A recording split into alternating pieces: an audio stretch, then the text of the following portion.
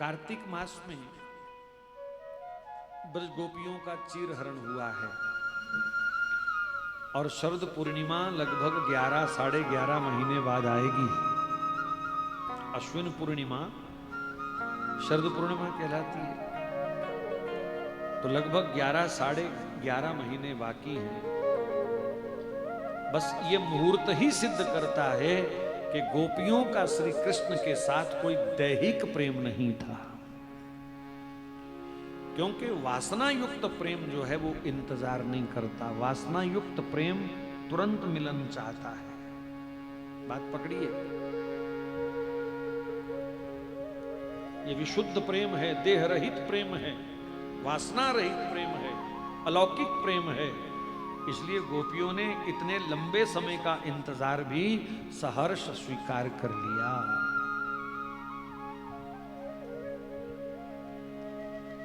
अब थोड़ी सी चर्चा जो कल रह गई थी, चीर हरण का अर्थ क्या होता है? वस्त्र उठाना, वस्त्र चुराना? नहीं, भागवत जी की भाषा समाधि भाषा है। जो लिखा है उसका अर्थ कुछ और है, समाधि भाषा कहा गया इसको। दिखता कुछ और है पर अर्थ कुछ और है। चीर हरण का अर्थ संतों ने लिया माया हरण। विशुद्ध प्रेम की साधना पर चलते चलते जीव जब सफलता की सीढ़ी पार करके शिखर पर पहुंचता है, तब भगवान स्वयं कृपा करके जीव पर छाई हुई माया का अपहरण करते हैं। माया अति प्रबल है, मम माया दुरत्तया, भगवान ने स्वयं स्वीकार किया है। ये मेरी माया बड़ी द्रुतगामी है, बड़ी तीव्र है, बड़ी चंचल है, बड़ी बलवान है, और आज तक कोई अपने बल से माया को नहीं जीत पाया। ये पर्दा माया का भगवान ही हटा सकते हैं। माया अदृश्य पर्दा है। भगवान तो जगत के कण कण में विराजमान है, दिखाई क्यों नहीं देते? क्योंकि माया का पर्दा है। हमको क्या दिखता है? ये मैं, ये मेरा, ये तू, ये तेरा। भगवान राम ने आधी चुपाई में माया का स्वरूप समझा दिया। मैं अरु मोर तोर यह माया, मैं मेरा तू तेरा, यही तो माया है। और हम सब इसी में तो फंसे हैं, और किसमें फंसे हैं? और इन्हीं में दृष्टि होने के कारण कण कण में समाये हुए भगवान हमको दिखाई नहीं दे रहे। और अदृश्य पर्दा है, अदृश्य पर्दा। अगर कहीं कोई दिखने वाला पर्दा होता तो कितना खतरनाक होता। तो जीव की जब प्रेम साधना पूर्ण होती है, तो ऐसे जीव की माया का हरण भगवान ही करते हैं। लेकिन किसकी माया का हरण होता है? गोपी की। सबका माया हरण नहीं होता, केवल गोपी का माया हरण होता है। अब गोपी किसे कहते हैं ये समझ लेना, बहुत काम आएगा आपके। गोपी किसे कहते हैं? बहुत सावधानी से सुने। गोपी ना स्त्री है ना पुरुष है। गोपी शुद्ध प्रेम की उच्चतम अवस्था का नाम है। शुद्ध प्रेम की उच्चतम अवस्था का नाम है गोपी। कोई पुरुष के अंदर भी ये शुद्ध प्रेम हो सकता है, किसी स्त्री के अंदर, किसी नपुंसक के अंदर, किसी यक्ष गंधर्व के अंदर भी ये शुद्ध प्रेम हो सकता है। कोई जटाधारी विरक्त महात्मा भी इस विशुद्ध प्रेम की सर्वोच्च सीढ़ी पर जा सकता है। तो स्त्री पुरुष का तो ख्याल ही दिमाग से निकाल दीजिए। कृष्ण प्रेम पाने में सबसे बड़ी बाधा क्या है? जिनकी आंखें हाड़ मांस के लोथड़ों में फंसी हुई हैं, काली गोरी चमड़ी की पहचान करने वाली जिनकी आंखें हैं, ऐसे लोग कभी भी श्री कृष्ण प्रेम तत्व को नहीं समझ पाएंगे, चाहे करोड़ जन्म क्यों ना बीत जाए। देहाध्यास से ऊपर उठने के बाद ही कृष्ण प्रेम तत्व समझ आता है। इसलिए शरीर के मोह का त्याग करना पड़ेगा, तब कृष्ण प्रेम प्रारंभ होगा।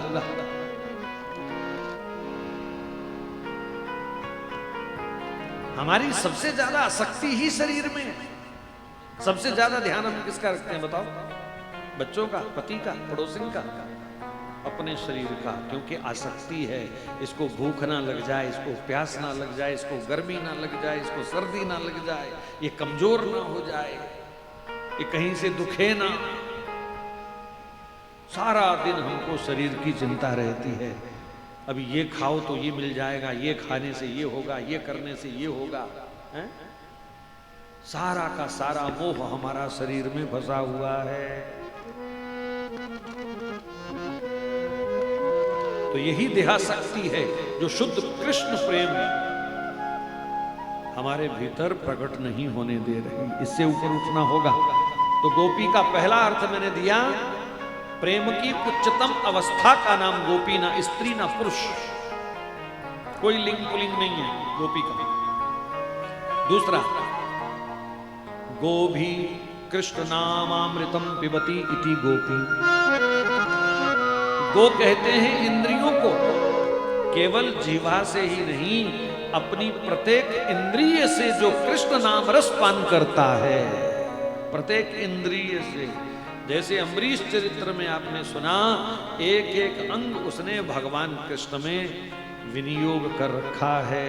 आंखों से कृष्ण दर्शन, कानों से कृष्ण कथा, मुख में कृष्ण नाम, हाथों से कृष्ण सेवा, पैरों से कृष्ण तीर्थ। इस स्थिति में पहुंचा हुआ जीव गोपी है। और तीसरी हम सबके लिए महत्वपूर्ण जो परिभाषा है गोपी की, गोपयति इति गोपी, जो अपने प्रेम को, अपने भाव को, अपने भजन को कभी प्रकट ना करे, सदा गुप्त रखे। प्रकट करना है तो अपने पाप को प्रकट करना चाहिए। ये नहीं कि 16 माला करके तुम 16 जगह फोन करो, हमारी 16 माला हो गई, हमारी 16 माला हो गई। आज हमारा तो एकादशी व्रत है, आज हमारा पूर्णिमा व्रत है, लोगों को फोन कर करके हम बताते हैं। प्रेम प्रकट हो गया तो समझो समाप्त हो गया।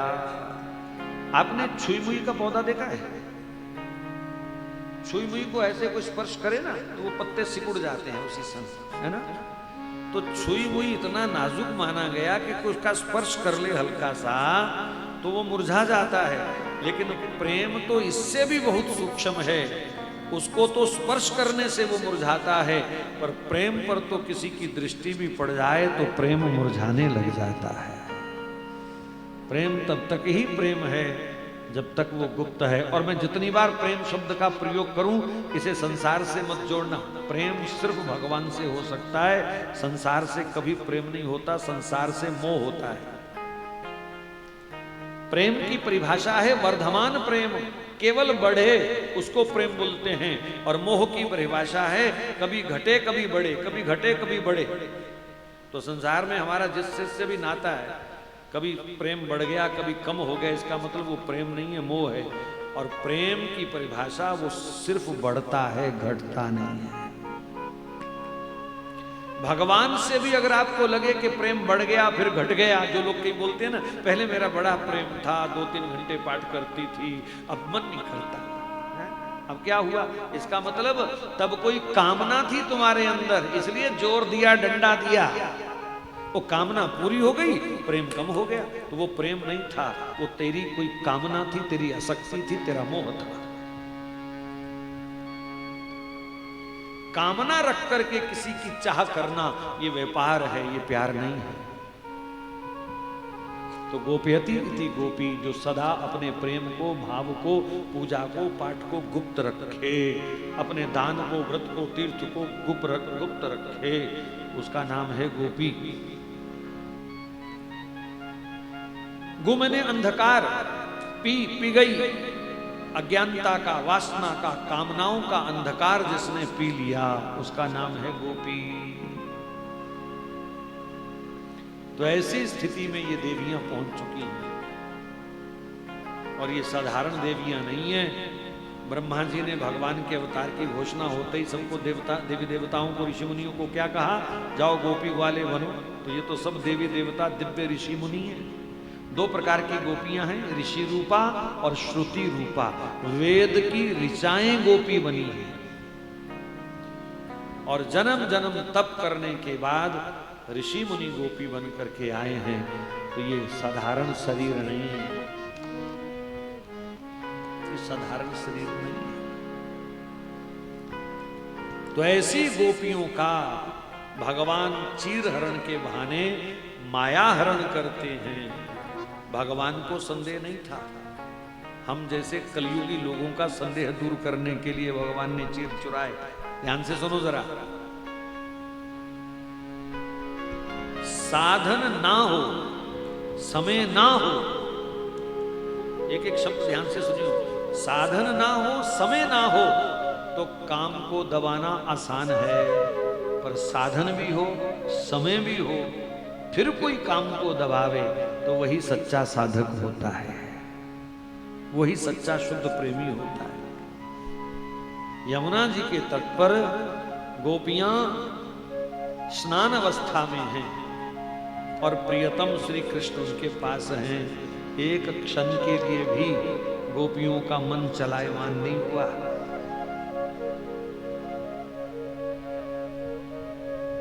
संसार में ज्यादातर अगर स्त्री पुरुष का कहीं एकांत में मिलन होता है तो काम जागृत होता है, राम जागृत नहीं होता। और यहां एकांत में यमुना तट पर गोपियों का श्री कृष्ण से मिलन हुआ है और गोपियों के शरीर पर केवल स्नान अवस्था के वस्त्र हैं, पर एक पल के लिए भी गोपियों का मन गिरा नहीं।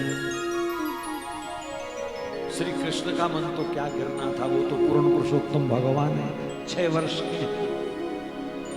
ये नहीं कि पकड़ करके लिपट गई उनसे, मर्यादा में रही। यही शुद्ध प्रेम है। और भगवान ने ये दुनिया को दिखाया कि अगर मुझसे मिलना चाहते हो तो ऐसी गोपी का चरित्र तेरे अंदर होना चाहिए।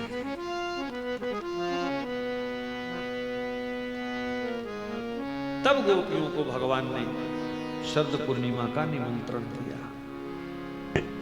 मन ही मन बेसब्री से गोपियां शरद पूर्णिमा का इंतजार कर रही थीं और आज शरद पूर्णिमा का वो दिन आया। जैसे ही रात्रि आगे बढ़ी, भगवान सज धज करके श्री यमुना जी के तट पर आए और उन्होंने यमुना जी में खिले हुए असंख्य रंग के कमल पुष्प देखे। रात में भी कमल खिले हुए थे। आज पूर्ण चांदनी बिखेरता हुआ हिलोरे ले रहा था। शीतल सुगंध समीर वायु बह रही थी। वृंदावन का सुरम्य दृश्य देख करके भगवान को गोपियों की याद आई। भगवान पीता रात्रि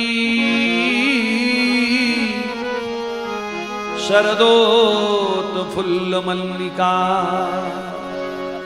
वीक्षरन्तु मनश्चक्रे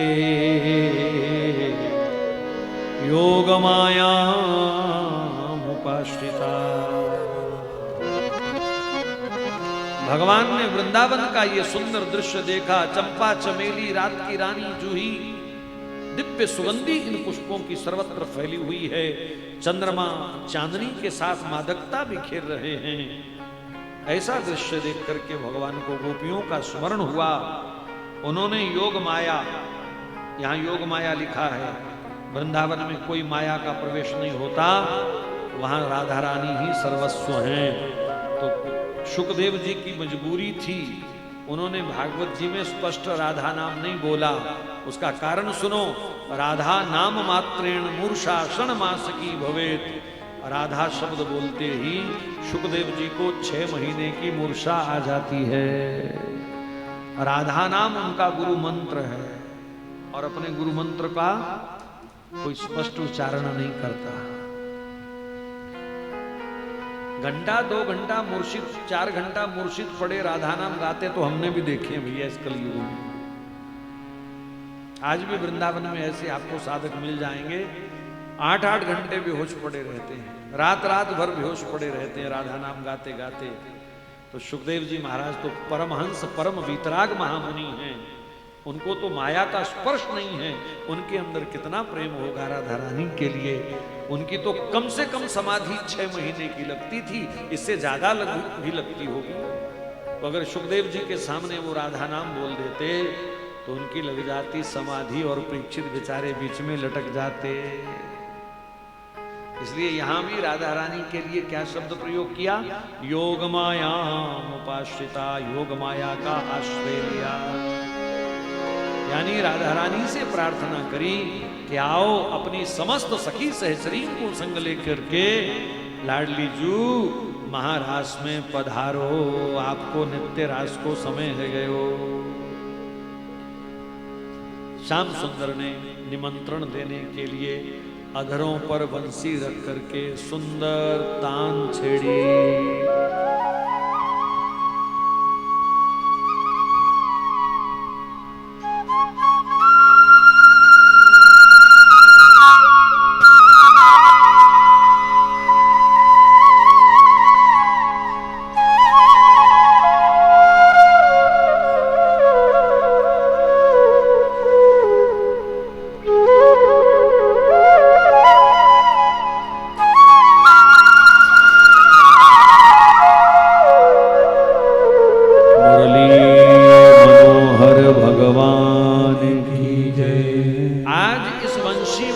ऐसा जादू था कि 3 लोक 14 भुवन में ये बंसी गूंजी।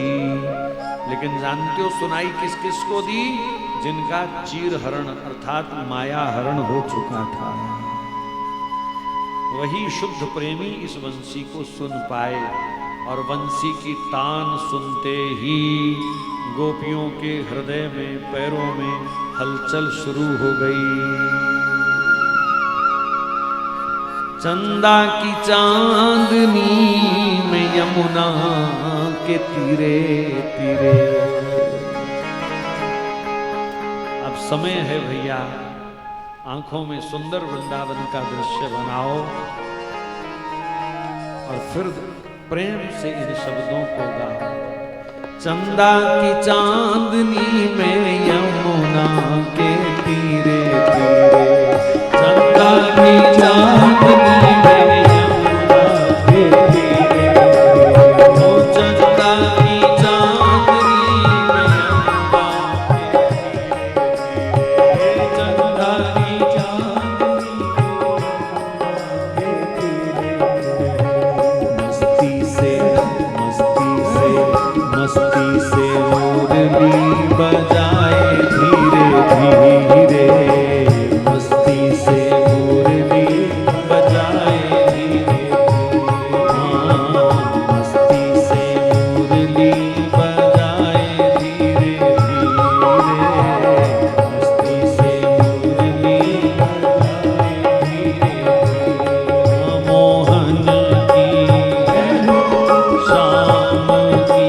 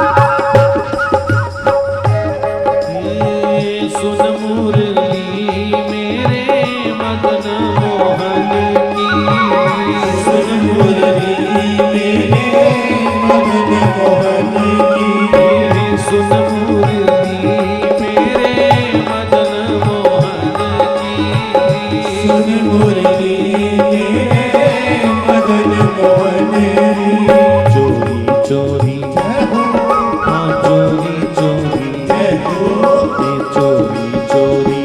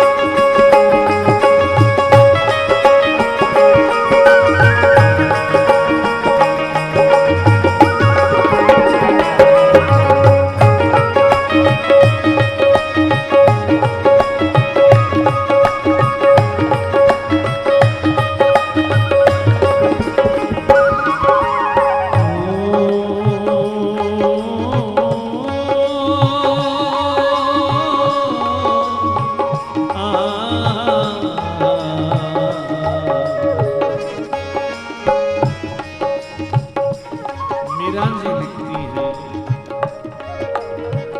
मुरलिया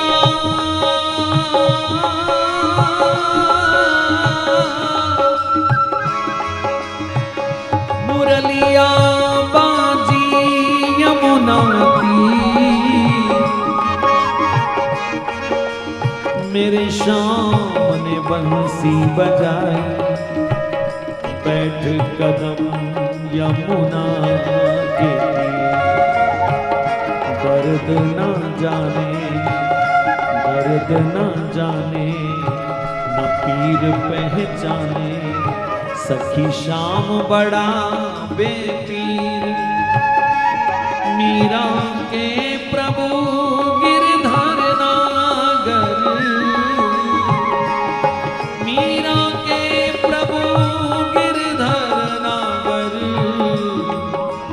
सखी आखिर जात कही। अरे सखी, आज इसकी वंशी हमारे प्राण लेगी क्या? एक पल धैर्य धारण नहीं हो रहा, क्या करें? सुन मुरली मेरे मदन मोहन की, सुन मुरली मेरे मदन मोहन की, सुन मुरली मेरे मदन मोहन की, सुन मुरली मेरे मदन मोहन की, तेरी सजनी एक पल आवे ना धीर, तेरी सजनी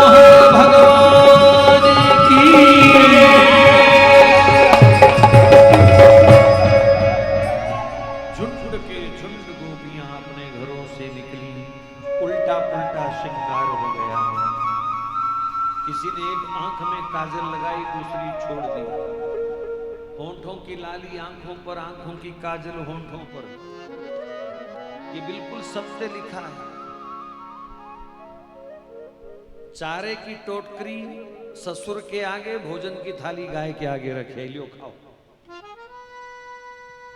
ये हंसी की बात सच में से नहीं है। भगवान को प्रेम करने वाला कैसे पता चले सफलता आ रही है कि नहीं? जब थोड़ा थोड़ा संसार के प्रति तुम्हारा बिगाड़ होने लगे ना, कभी दाल में नमक डालना भूल गए, ध्यान वृंदावन में था, कभी चाय में चीनी डालना भूल गए, ध्यान ठाकुर जी के भजन में था, तब समझना अब थोड़ा थोड़ा रंग जो है चढ़ने लगा है। हमसे भूल क्या हो रही है? भगवत प्राप्ति सबको चाहिए, लेकिन संसार नहीं छोड़ पाते थोड़ा सा भी। भगवान मिलना चाहिए, ये सब चाहते हैं, लेकिन संसार ना बिगड़े कहीं, एक रुपया इधर का उधर ना चला जाए कहीं, फिर कैसे बात बनेगी? हल्के हल्के झटके जब तुम सहने के आदी हो जाओगे, फिर आई मौज फकीर की दिया झोंपड़ा फूक, तब बात बनेगी। तो गोपियों को कोई परवाह नहीं कि साड़ी ब्लाउज पेटीकोट की मैचिंग है कि नहीं है, वो कैसे भी चल दी, उल्टा सुल्टा श्रृंगार किए चल दी। वो जानती हैं हमारा गोविंद शरीर के सौंदर्य को नहीं देखता, वो आत्मा के सौंदर्य को, विचारों के सौंदर्य को देखता है।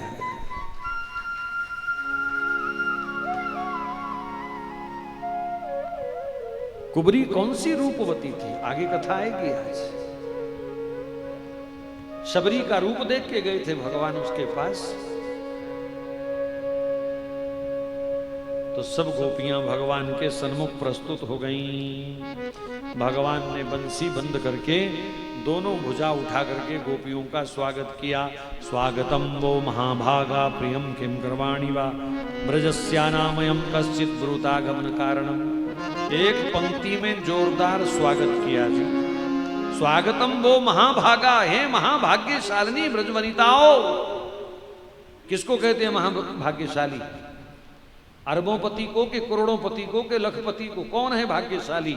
भगवान के शब्दों में उत्तर दे रहा हूं, जो सब छोड़ छाड़ करके भगवान के सन्मुख आ गया वह है महाभाग्यशाली, और कोई भाग्यशाली नहीं है।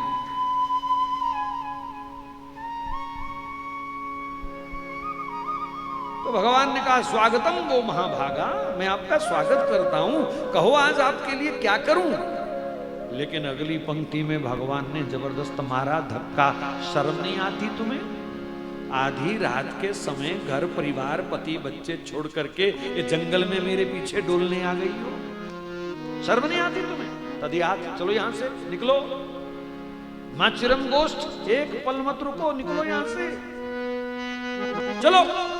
फटकार रहे हैं भगवान। और गोपियां जब नहीं जा रही तो भगवान ने 3 भय दिखाए।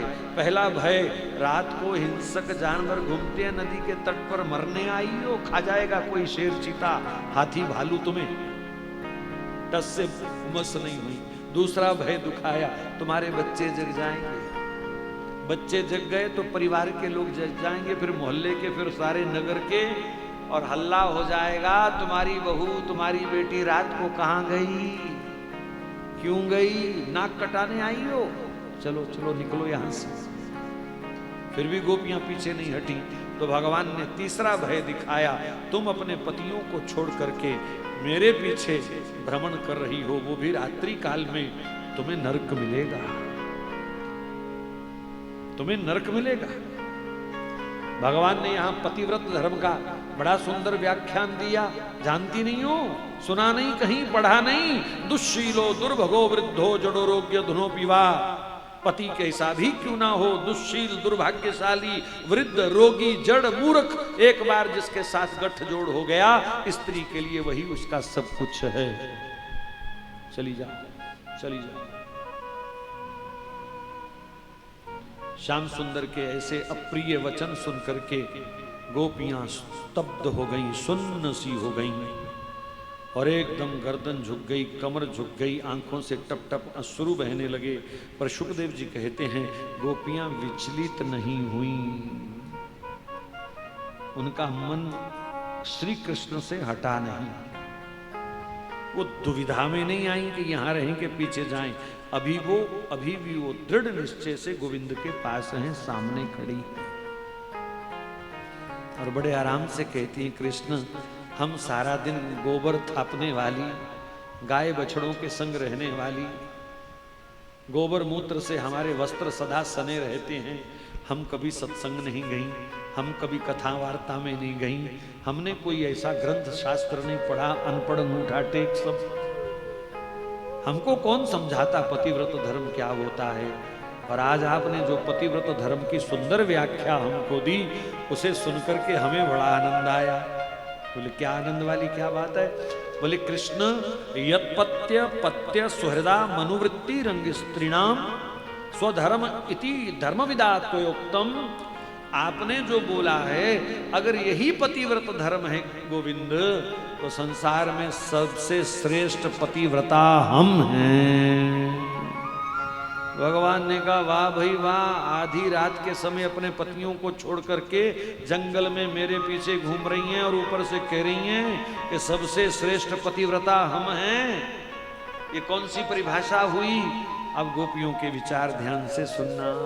गोपियां कहती हैं कृष्ण अब तक, आज से पहले तक, आपके सन्मुख आने से पहले तक हम परिवार के प्रत्येक सदस्य में, गाय में, बछड़े में आपका दर्शन करती थी। ध्यान से सुनने वाली बात है। बड़े बड़े सिद्ध पढ़े लिखे योगियों को ये स्थिति नहीं मिलती जो प्रेम से गोपियों को प्राप्त हुई है। बोले आप ही का सब जीवों में हम दर्शन करते थे, क्योंकि आप सब में आत्म रूप में विराजमान हैं। हमने उनकी खूब सेवा करी, हमने सबको लाड किया, क्योंकि हमको सब में आपका दर्शन होता था। ये विधि है संसार में रहने की।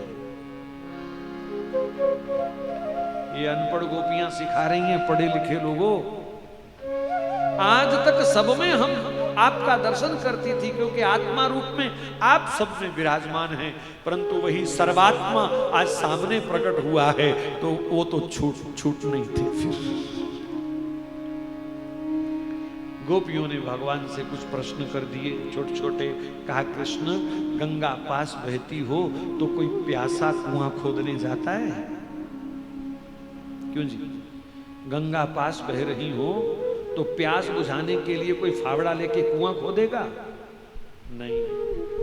किसी के पास कामधेनु गाय माता हो दूध देने वाली अच्छी, तो वो बकरी दोहने बैठेगा? किसी के पास सुंदर सुंदर मीठे मीठे आम के फल हों तो उन्हें छोड़ करके वो बबूल के कांटे चबाएगा क्या? कहा गोविंद ये संसार, ये तो बबूल के कांटे हैं, आप तो हमारे लिए अमृत फल हैं। ये संसार तो बकरी है, इसके पास तो बकरी जितना सुख भी नहीं है, और आप तो कामधेनु गौ माता हैं। अब हम आपको क्यों छोड़ें? और फिर गोविंद सुनो, उन सब में भी हम आप ही के रूप का दर्शन करती थी। आपकी भाषा में बोलूं तो ये संसार के सब प्राणी ये आपकी फोटोस्टेट कॉपी हैं, सब ओरिजिनल आप हैं। तो महाराज जिसके पास असली हो फिर उसकी परछाई तो छूटेगी, फोटोस्टेट तो छूटेगी, उसको कौन संभालेगा? असली संभालना जरूरी है कि फोटोस्टेट संभालना जरूरी है? असली। और आप सबको समझ आ जाए, मान लो किसी का पति विदेश गया है देर से, और वो उसकी फोटो के सामने बैठी रहती है, मन के भाव उसके साथ बांटती रहती है। एक दिन ऐसे ही वो फोटो के सामने बैठी बातें कर रही थी, और जी खाना खा लिया आपने? आप ठीक हो? स्वस्थ हो? मेरी याद आती है क्या? ऐसे वो बातें कर रही होगी फोटो के साथ। तो बाहर से नॉक हुआ, टक टक टक, दरवाजा खटका। कौन है? आ जाओ। दरवाजा सिर्फ बंद था, कुंडी नहीं थी, लॉक नहीं था। तो धीरे से दरवाजा खुला और वो देवी जो अपने पति की फोटो को देख रही थी सामने बड़ी मस्ती से, उसने जैसे ही नजर हटा करके देखा तो उसका पति साक्षात सामने वही खड़ा था जिसकी फोटो से वो बातें कर रही थी। गोपियों ने यही दृश्य कृष्ण के सामने रखा। कहा गोविंद अब आप बताओ, गोपियां वो देवी क्या करे? वो फोटो से बात करे कि साक्षात जो सामने आ गया उसको देखे? तो भगवान ने कहा फोटो तो छूट ही जाएगी, फिर तो गोपियां कहती हैं ठाकुर जी फिर हमने क्या गलती करी, ये संसार, ये रिश्तेदार, ये बच्चे, ये पति, ये देवर जेठ, ये तो आपकी फोटो हैं, इनको छोड़ करके अब हम असली के पास आ गई हैं, तो हमारा क्या कसूर है। कहा गोविंद आपने कहा यहां हिंसक जानवर तुम्हें खा जाएंगे, सदा रहने यहां कौन आया है। तेरी याद में, तेरी खोज में प्राण निकल जाएं, तेरे प्रेम में प्राण निकल जाएं, इससे बड़ी उपलब्धि और क्या हो सकती है। और तीसरा भय आपने दिखाया गोविंद, आपको नरक मिलेगा। आप पतिव्रत धर्म का खंडन कर रही हैं, आपको नरक मिलेगा। तो गोपियां कहती हैं हमारी भी सुन लो गोविंद प्यारे, आपसे प्रेम करने का फल अगर नरक है ना, तो करोड़ जन्म हमको नरक स्वीकार है, पर आपको छोड़ना हमें स्वीकार नहीं, यहां से जाना हमें स्वीकार नहीं।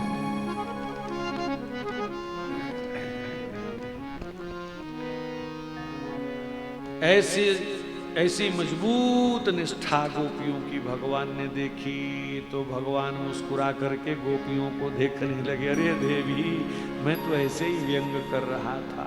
असली कारण बताएं जो संतों ने बताया, गोपियों के साथ ऐसा क्यों किया भगवान ने। असली कारण ये था, ये सब गोपियां हमेशा राधा रानी के पीछे चलती थी, और आज बंसी सुनकर के उतावली हो गई, ध्यान ही नहीं रहा कि राधा रानी कहां, पहले ही पहुंच गई। और भगवान को ऐसा साधक बिल्कुल प्रिय नहीं लगता जो राधा रानी को छोड़ करके उनके सामने आता है। ब्रज की उपासना राधा रानी के अनुगत्य में होती है, इसलिए यहां राधे राधे बोलने की ज्यादा वैल्यू है। राधा छोड़ करके, राधा नाम छोड़ करके कोई कृष्ण प्रेम प्राप्त नहीं कर सकता। ये संतों की मान्यता है भैया, जिसको स्वीकार हो करो, नहीं तो कई जन्म लग जाएंगे कृष्ण प्राप्ति में। और श्याम सुंदर अब गोपियों के साथ इसलिए राजी हो गए क्योंकि ये सब वार्ता करते करते राधा रानी वहां पहुंच गई, और श्याम सुंदर फिर अनुकूल हो गए। लाडली जी का मुख दर्शन करते ही वो गोपियों से एकदम हंसते हंसते बात करने लग गए। बोलो राधा रानी की जय।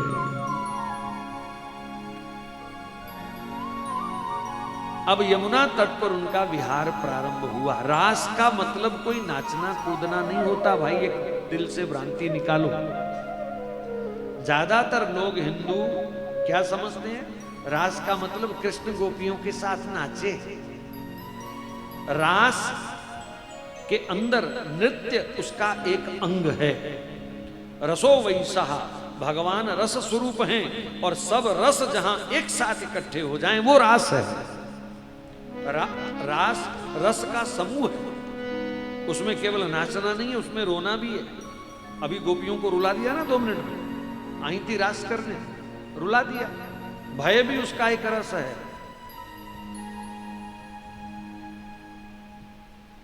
तो भयभीत भी कर दिया श्याम सुंदर ने। और फिर भगवान गोपियों के संग यमुना तट पर विहार करने लगे, टहलने लगे। श्री कृष्ण का सानिध्य ही रास है। भगवान को याद करो, भगवान का भजन करो, भगवान में मन रमाओ। ऐसी अवस्था में रहने वाला समझो भगवान के साथ रास ही कर रहा है। लेकिन अचानक श्याम सुंदर ने राधा रानी का हाथ पकड़ा और अंतर ध्यान हो गए बीच में से। अचानक अपने बीच श्री कृष्ण को ना पाकर के गोपियां 2 पल में व्याकुल हो गईं। कृष्ण कृष्ण, हाँ कृष्ण, ऐसे जोर जोर से पुकारने लगी। लता पता से लिपट लिपट करके रोने लगी। रेत का एक एक कण उछाल करके उनमें राधा रानी कृष्ण का दर्शन करने लगी। कहाँ चले गए श्याम सुंदर, कहाँ चले गए? अगर इस प्रकार से व्यवहार करना था तो पहले आप हमारा हाथ पकड़ करके आगे क्यों बढ़े? पहले मुख चंद्र दिखा करके फिर हाय वियोग दिखाया है क्यों? चरणामृत स्वाद चखा करके फिर विष का प्याला पिलाया है क्यों? बस ये कही बार हंसा करके फिर जीवन भर यूं रुलाया है क्यों। यदि मन में मोह नहीं तेरे तो मनमोहन नाम धराया है क्यों। मैं ढूंढ फिरी, अब विरहा रस शुरू हो गया रास में। मैं ढूंढ फिरी जग सारा मोहे मिलाना प्रीतम प्यारा। मैं कुंजन कुंजन भटकी आए वृंदावन अटकी। आए वृंदावन अटकी ढूंढा यमुना का किनारा मोहे मिलाना मोहन प्यारा। उस विरहा में डूबी हुई गोपियां महाराज एक एक पत्ता देख रही है कि देखो दृष्टिकोण। उन अनपढ़ गोपियों को विश्वास है कि पत्ते में भी गोविंद का वास है। एक एक पत्ता देख रही है, एक एक टहनी छांट रही है, एक एक लता बेल को देख रही है। सरसों के पीले पीले फूल दिखे तो उन फूलों से लड़ पड़ी गोपियां। कृष्ण को तुमने छुपाया है? तो सरसों के फूलों ने सिर हिलाया, नहीं हमने नहीं छुपाया। बोले झूठ बोलते हो, अगर कृष्ण तुम्हारे अंदर नहीं है तो तुम्हारे फूलों का रंग पीला कैसे हो गया? श्याम सुंदर के पीतांबर से ही रंग चुरा के तुमने अपने फूल पीले किए। ये क्या है? सर्वम खलविदम ब्रह्म, परम ज्ञान की अवस्था है ये, परम ध्यान की अवस्था है, परम अवस्था है ये कि गोपियों को सरसों के पीले फूलों में भी कृष्ण का पीतांबर दिख रहा है। हम तो मंदिर में खड़े होके भी भगवान नहीं देख पाते। मूर्ति बड़ी अच्छी है, अभी भी मूर्ति तक अटके हुए हैं। आम के पत्तों को देख करके आम के पौधों से लड़ती हैं। अगर कृष्ण तुम्हारे पास नहीं है तो तुम्हारे पत्ते हरे कैसे हुए? हमारे कन्हैया के मोर मुकुट का हरा रंग ही तो चुरा करके तुमने अपने पत्ते हरे कर लिए। भंवरों की गुंजन सुन करके उनसे लड़ पड़ी। ए भंवरों, कृष्ण तुम्हारे भीतर छिपाए, काले काले तुम, काला काला कृष्ण। भंवरों ने कहा नहीं। तो बोले ये वंशी की ध्वनि फिर कहां से आ रही है? भंवरों की गुंजन में भी उनको वंशी सुनाई दे रही है।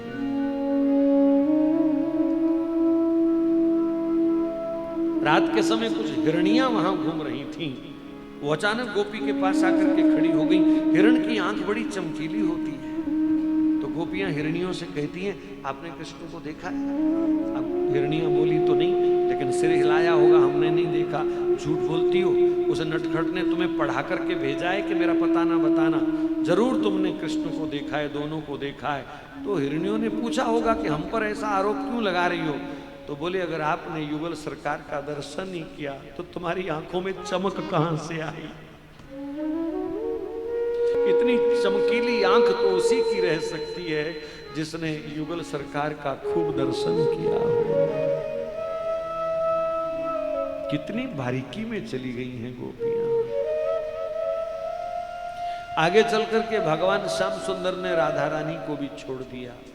सत्य यह है कि राधा रानी चाहती ही नहीं कि सब गोपियों को छोड़ करके कृष्ण मेरे साथ रहे, लेकिन प्रियतम की इच्छा का विरोध भी तो नहीं किया जा सकता। बहाना लगाया, हम थक गई हैं, हमसे नहीं चला जाता, बैठ जाओ यहाँ। सोचा चलो हम यहाँ बैठ जाती हैं, तब तक गोपियां भी आ जाएंगी। लेकिन कन्हैया ने कहा, थक गई हो, आओ कंधे पर बैठ जाओ। बैठो बैठो, जबरदस्ती करी। अरे बैठो, मैं कह रहा हूं ना बैठो। अब क्या करें, फंस गए। लेकिन जैसे ही कृष्ण के कंधे पर राधा रानी बैठने लगी, नीचे से कृष्ण अंतर ध्यान हो गए और राधा भी अकेली रह गई। यहाँ शब्द नहीं है उस समय राधा रानी की विरहा का कोई वर्णन कर सके।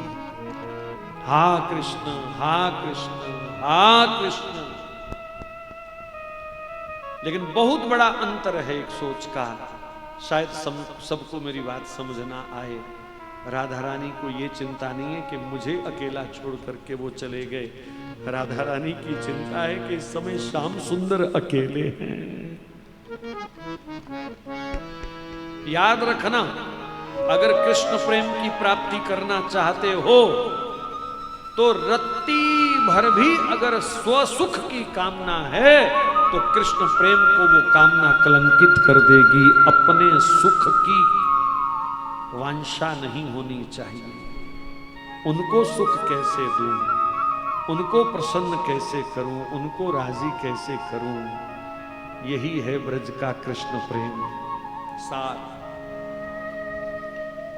तो राधा रानी इसलिए दुखी नहीं है कि मैं अकेली रह गई, कन्हैया अकेले हैं, हाय जंगल में उन्हें प्यास लगेगी, कांटा चुभ जाएगा, अरे कोई राक्षस उन पर हमला ना कर दे अकेले देख करके, मुझे साथ होना चाहिए। वो कृष्ण की चिंता में बेहोश होके गिर गई। ढूंढते ढूंढते सखियां राधा रानी तक पहुंची, हाथ पैर रगड़ करके उनको होश में लाया गया। जैसे ही हल्की सी होश आई, अरे मेरे पास मत बैठो, वो अकेले हैं, उन्हें ढूंढो, अगर किसी को मिल जावे तो उनको चला करके मेरे पास नहीं लाना, मुझे उनके पास लेकर के जाना। बोले ये क्यों? पहले उनको ढूंढे फिर आपको लेके उनके पास जाएं, तो उन्हीं को पकड़ के क्यों ना ले आवे आपके पास? बोले नहीं, वो पहले ही बहुत थक चुके हैं भाग भाग के, उन्हें और मत चलाना, इतना सूक्ष्म है प्रेम, उन्हें और मत चलाना। श्री राधा रानी का ऐसा विलक्षण प्रेम का भाव देख करके सब गोपियां हैरान हो गईं। मरने जैसा करके छोड़ के चला गया, फिर भी उसकी चिंता कि उन्हें 2 कदम चलना ना पड़े, उन्हें कष्ट ना हो, उन्हें कांटा ना चुभे, यहाँ प्राण निकलने वाले हैं, ऐसी स्थिति है। उसी समय सब गोपियां राधा रानी के चरणों में बैठ गईं। अरे जाओ ना, मेरे पास क्यों बैठ गईं? कहा नहीं किशोरी जी, अब हमको कहीं नहीं जाना, हमको जो चाहिए था वो मिल गया। पागलों की तरह राधा रानी के चरणों की रज उठा उठा करके माथे पर मलने लगी। बोले आज पता चला क्यों हर समय कृष्ण राधा राधा रटते रहते हैं, क्योंकि राधा ने सदा कृष्ण को सुख देना चाहा, कभी अपने सुख का ध्यान नहीं किया।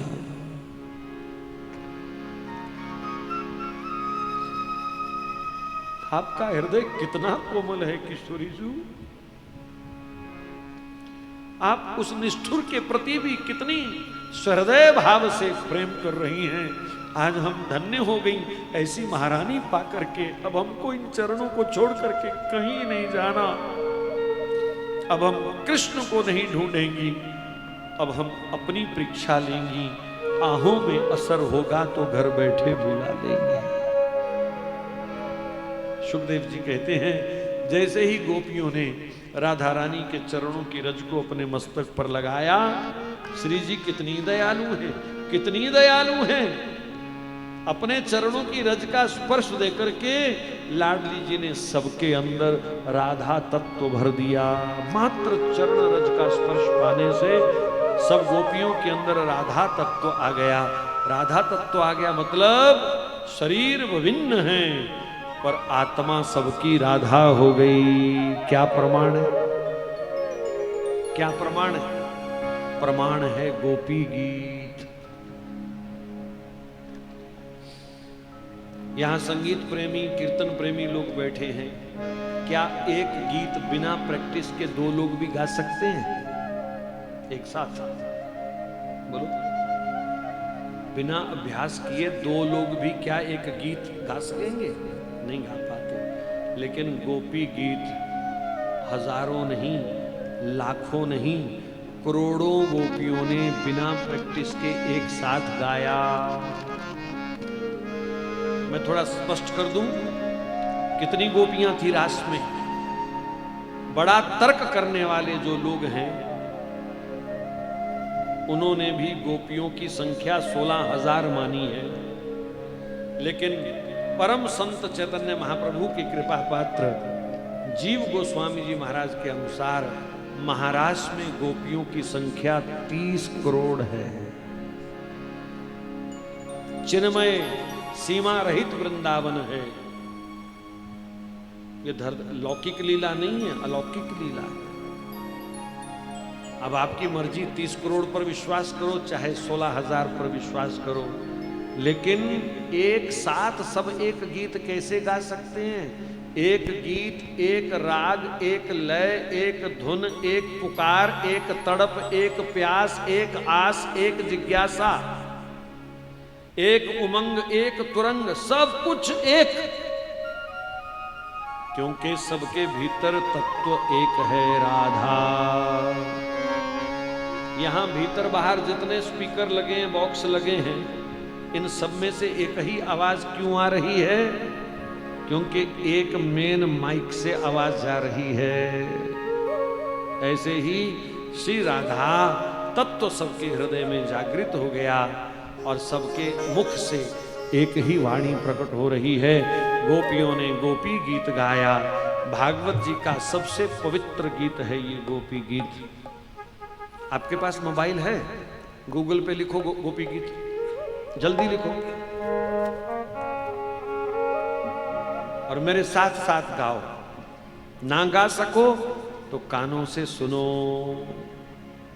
ये गीत ऐसा है जो जन्म जन्म के दोष समाप्त कर देता है। नित्य पाठ करने से युगल सरकार की अक्षुण्ण भक्ति प्राप्त होती है, अक्षुण्ण प्रेम प्राप्त होता है। गोप्या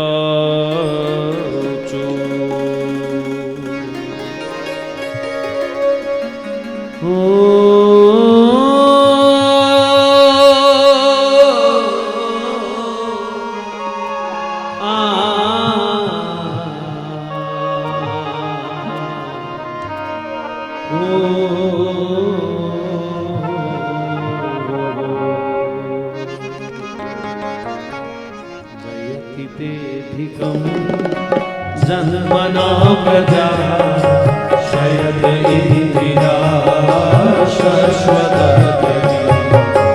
जयति दृश्यता दीक्षुतावता स्वैता स्वामी शरदुदाशरे साधुदास सरसी जो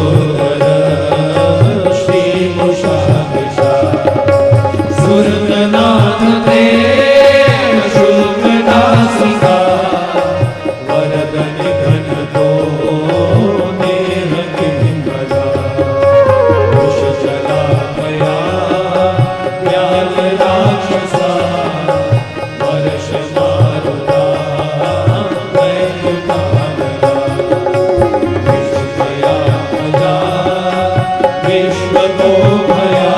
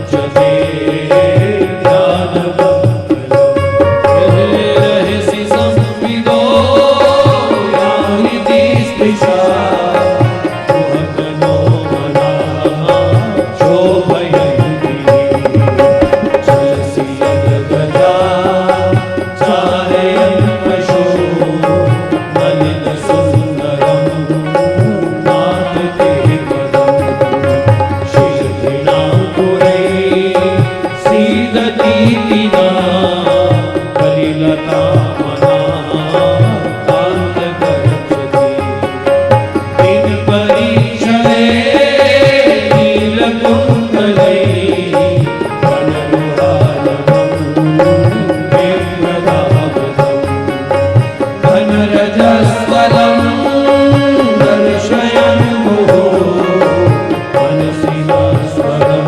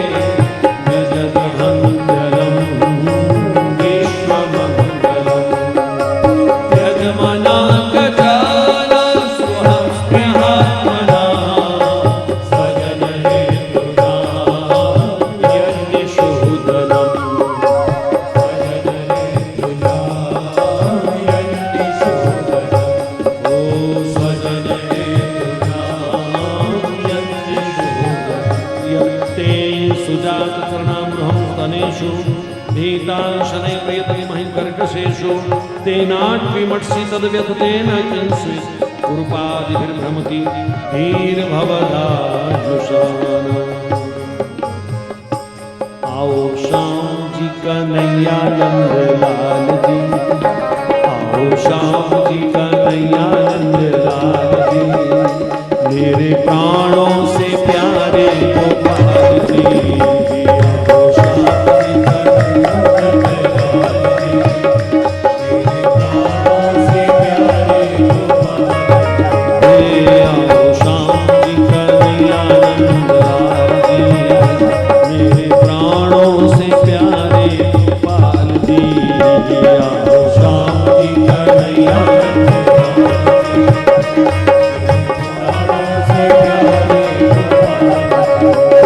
मेरे प्राण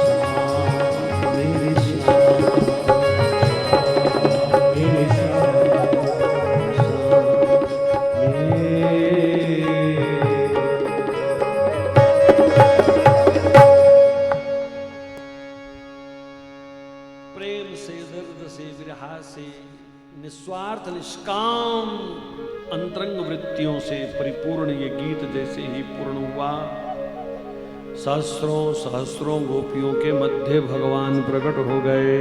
बोलो रासेश्वर भगवान की जय। एक बड़ी सुंदर बात यहां हमको लगती है, गोपियों के इस व्यवहार से सीखने वाली बात है। भगवान ढूंढने से नहीं मिलते, दौड़ने भागने से नहीं मिलते। भगवान शुद्ध प्रेम से परिपूर्ण हृदय से पुकारने पर मिलते हैं, पुकारने पर।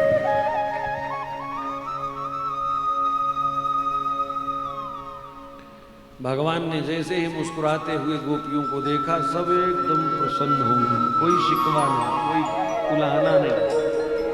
अब भगवान ने गोपियों से पूर्ण मिलन का निर्णय किया। जितनी गोपियां थीं उतने कृष्ण प्रकट हो गए। इक इक गोपी इक इक माधो। आज स्पष्ट हो गया कि असंख्य रूप बनाने वाला कोई साधारण मनुष्य नहीं, कृष्णस्तु भगवान स्वयं श्री कृष्ण भगवान परिपूर्ण भगवान।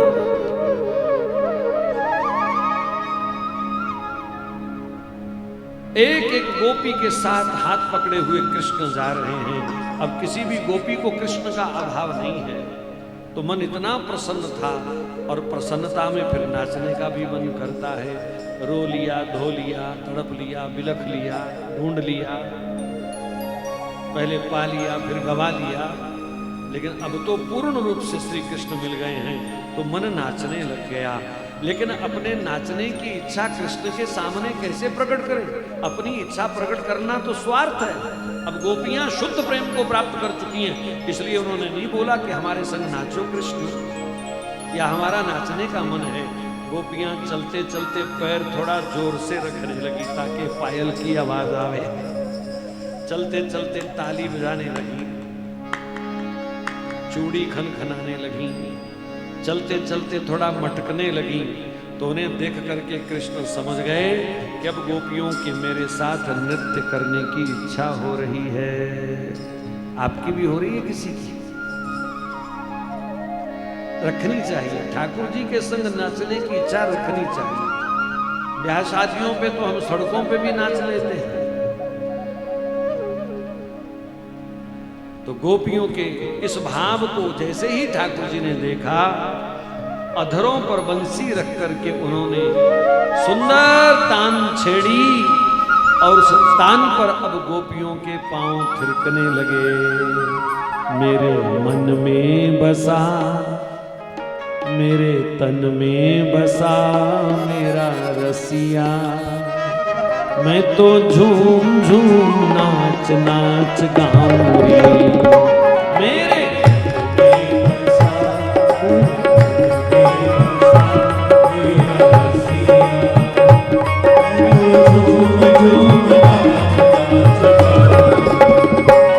देखो महाराष्ट्र की जो ताली है हमारे वृंदावन में कैसे बजती है। एक बार घूम करके हाथ इधर और एक बार घूम करके इधर, ऐसे ताली बजाना। मेरे मन में बसा, मेरे मन में बसा मेरा रसिया, मैं तो झूम झूम नाच नाच गाऊंगी। मेरे मन में बसा, मेरे मन में बसा मेरा रसिया, मैं तो झूम झूम नाच नाच गाऊंगी। मैं तो झूम झूम नाच नाच गाऊंगी। मैं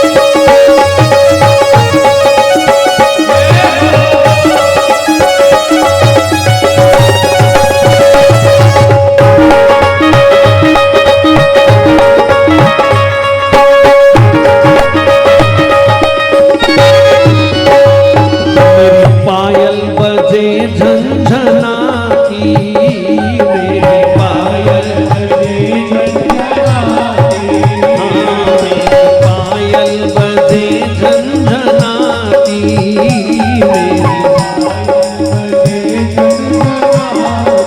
मेरी मांग सिंदूर सो रंग राती, मांग सिंदूर सो रंग राती, ओ मेरी बिंदिया लसे चमचमाती, मेरी बिंदिया लसे चमचमाती, फूल कानों सजे भांति भांति, फूल कानों सजे भांति भांति, मेरा चूड़ा अमर, मेरा चूड़ा अमर, मेरा चूड़ा मेरा चूड़ा अमर, मेरा चूड़ा अमर, मेरा चूड़ा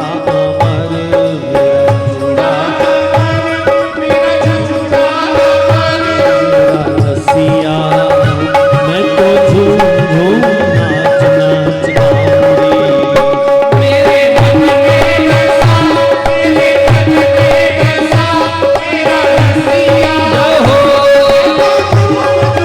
नाच नाच गाऊंगी, मेरे मन में बसा, मेरे मन में बसा, मेरा रसिया मैं तो झूम नाच नाच गाऊंगी।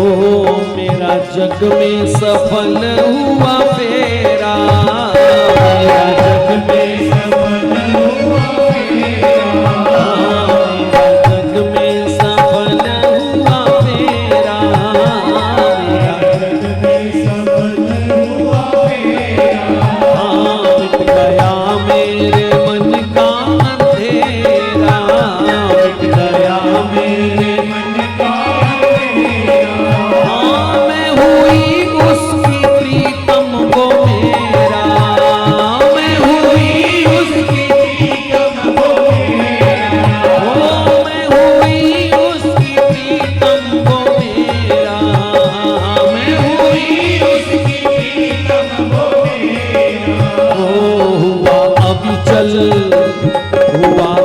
चल मिलन आज मेरा, हुआ अभी चल मिलन आज मेरा, हुआ अभी चल मिलन आज मेरा, हुआ अभी चल मिलन आज मेरा, उड़े अंबर गुलाल, उड़े अंबर गुलाल सखी ली जो संभाल, उड़े अंबर गुलाल सखी ली जो संभाल, मेरा रसिया मैं तो झूम झूम नाच नाच गाऊंगी,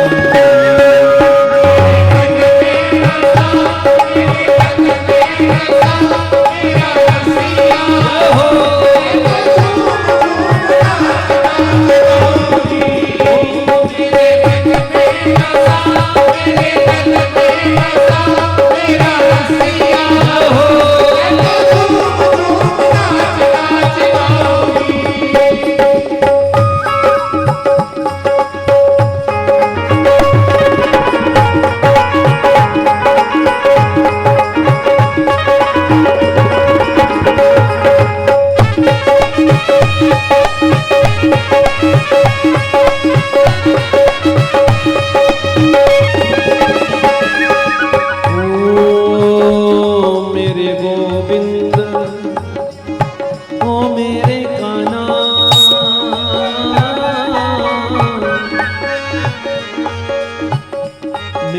चंदा में तेरी चकोरी, मेरे चंदा में तेरी चकोरी, मेरे चंदा में तेरी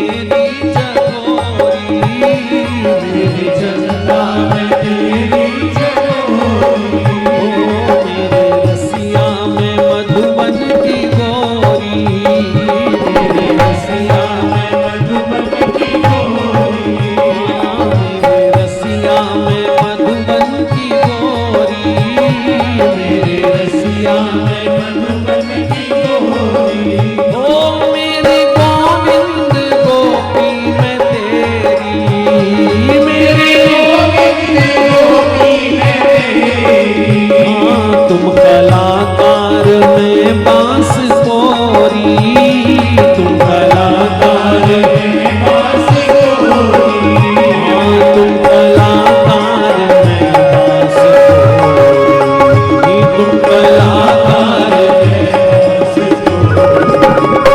राखो अधरन हरि, राखो अधरन हरि, देर काहे करी, राखो अधरन हरि, देर काहे करी, राखो अधरन हरि, देर काहे करी, राखो अधरन हरि, देर काहे करी, मेरा रसिया मैं तो झूम झूम नाच नाच गाऊंगी, मेरे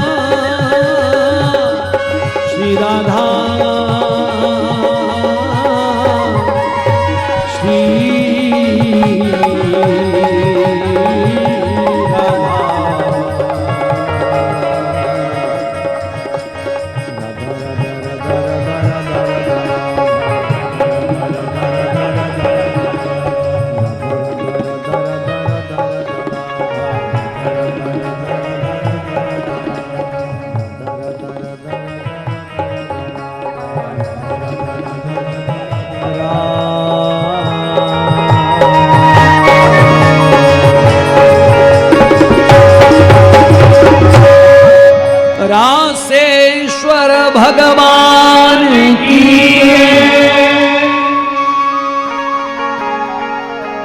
देव किन्नर गंधर्व यक्ष गण। ध्यान से सुनो, अगली और बड़ी विचित्र बात है। देव किन्नर गंधर्व यक्ष गण वधूर ही पछताए, शिव शंकर कैलाश छोड़कर गोपी बनकर आए। बोलो गोपेश्वर भगवान की जय। फिर भई 6 मासी शरद रे, 6 महीने की रात कर दी थी भगवान ने शरद पूर्णिमा की, 6 महीने की। संसार जब भी मिलेगा अधूरा और ठाकुर जब भी मिलेगा पूरा। भई 6 मासी शरद रे, नभ मंडल हर्षाए। शरद पूनम की रात गगन पर चंदा मुस्काए। शरद पूनम की रात गगन पर चंदा मुस्काए। ऐसी अद्भुत रात्रि महामिलन की, जन्म जन्म से बिछड़ी हुई इन आत्माओं को आज परमात्मा का मिलन प्राप्त हुआ है। मैं पहले कह चुका ये कोई साधारण शरीरधारी गोपियां नहीं हैं। पता नहीं कितने कितने जन्म तप करने के बाद ऋषि मुनियों को गोपी शरीर प्राप्त हुआ है। बोलिए रासेश्वर भगवान की जय।